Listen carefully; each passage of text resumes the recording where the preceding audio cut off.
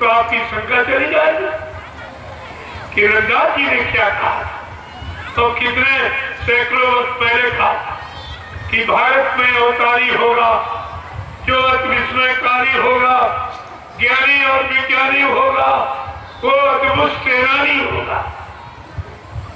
क्या कहा है? भारत में अवतारी होगा जो अति विस्मयकारी होगा, ज्ञानी और विज्ञानी होगा, वो अद्भुत सेनानी होगा। अनोखा सेनानी, बिना बंदूक चलाए, राइफल चलाए, एलएमजी चलाए, बम गिराए, बगैर इसके भी परिवर्तन दिखा देगा। परिवर्तन करके दिखा देगा। कोई मारकाट, कोई हिंसा, कोई खून खराबा नहीं, ये कोई अपमान नहीं किया जाएगा किसी को, लेकिन वैचारिक क्रांति के द्वारा परिवर्तन करके दिखा दूंगा। इसलिए रविदास जी ने क्या कहा सुन लीजिए। भारत में अवतारी होगा जो विस्मयकारी होगा, ज्ञानी और विज्ञानी होगा, वो अद्भुत सेनानी होगा। सबसे बड़ी उसकी लीला क्या होगी? अनोखी लीला। कौन सी लीला करेगा? जीते जी कई बार मरेगा। ये अनोखी लीला रविदास जी क्या लिख रहे हैं?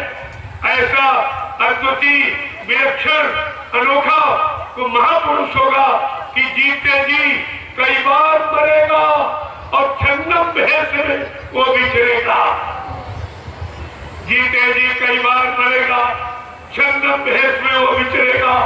देश बचाने के लिए होगा एक आवाहन, युग परिवर्तन के लिए चले प्रबल तूफान, तीनों ओर से होगा हमला, देश के अंदर तो ही घपला, सभी तरफ कोहरा मचेगा, कैसे हिंदुस्तान बचेगा। आगे क्या कह रहे? इतना समझा के क्या कह रहे कि मतलब यानी कि देश बचाने के लिए होगा एक आवाहन, युग परिवर्तन के लिए चले प्रबल तूफान, तीनों ओर से होगा हमला, देश के अंदर तो ही घपला, सभी तरफ कोहरा मचेगा, अब कैसे हिंदुस्तान बचेगा। आज ये समस्या है कि हिंदुस्तान कैसे बचेगा। और रविदास जी ने क्या कहा? कितना स्पष्ट खोल कर कहते हैं। क्या कहते हैं कि नेता, मंत्री और अधिकारी, इनको जान बचाना होगा भारी। नेता, मंत्री और अधिकारी, इनको जान बचाना होगा भारी। अपने अपने घरों में दुबकेंगे, ये छोड़ सब मैदान भगेंगे, अपने अपने घरों में छिपेंगे, लेकिन महापुरुष क्या करेगा? ढूंढ ढूंढ के बदला लेगा, सब हिसाब चुकता कर देगा। क्यों? जिनने भारत मां सताई, जिनने भारत मां सताई, जिनने इसकी कड़ी लुटाई, नेता, मंत्री और अधिकारी, इनको जान बचाना होगा भारी। छोड़ सब मैदान भगेंगे, अपने अपने घरों में छिपेंगे, लेकिन महापुरुष क्या करेगा? ढूंढ ढूंढ कर बदला लेगा, सब हिसाब चुकता कर देगा।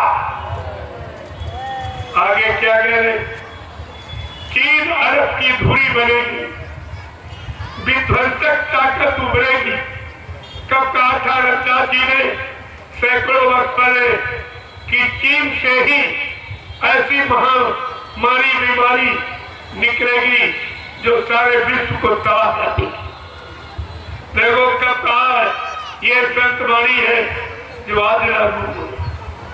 सैकड़ों वर्ष पहले कहा कि चीन अरब की धुरी बनेगी, विध्वंसक ताकत उभरेगी, सभी तरफ संगीन लड़ाई, घाटे में होंगे ईसाई।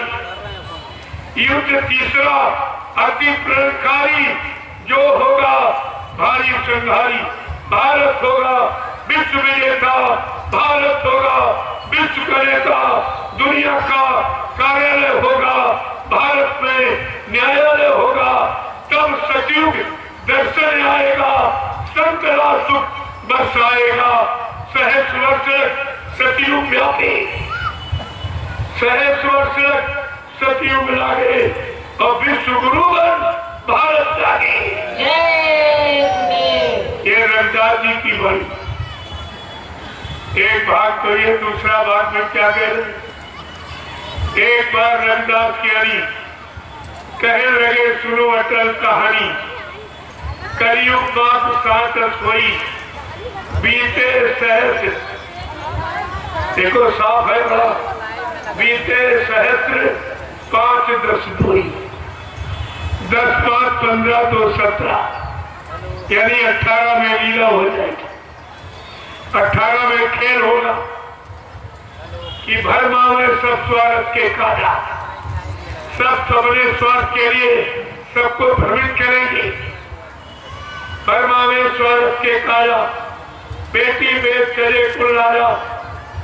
माहौल वातावरण इंसानों का कैसा होगा, नशा दिखावे घर में पूरा, मां बहन का पकड़े जूड़ा, अंडा अड्डा मांस मछलिया खावे, भिक्षा करे पाप कामों में, जबरन करिए भोग विलासा, सज्जन मन होए उदासा।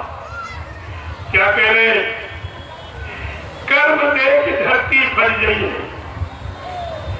नारियों की का स्वभाव कैसा होगा, कर्म कैसे होंगे, पर नारी को गले लगाऊं। देखिए, नारी भी अत्यातंक मचावे, अपने पति को मार गिरावे, पर प्यारे को गले लगावे। कर्म देख धरती फट गई है। देखिए कहते क्या है, कहा कर्म देख धरती फट गई है, अंबर भी दरारे खई है, अति भीषण क्रांति की ज्वाला, तावे कूद पड़े मसाला। वो वैचारिक क्रांति का बिगुल बजाता हुआ वो कूद पड़ेगा और सबको संदेश देगा। आगे क्या कह रहे कि जब देश आजाद हो गई है, इसके बाद कुछ दिनों के बाद ये शक्ति छिप गई है, ये शक्ति छिप गई है। धरे भेद साधु का न्यारा, धरे भेद साधु का न्यारा, और गुरु नाम का करे प्रचारा।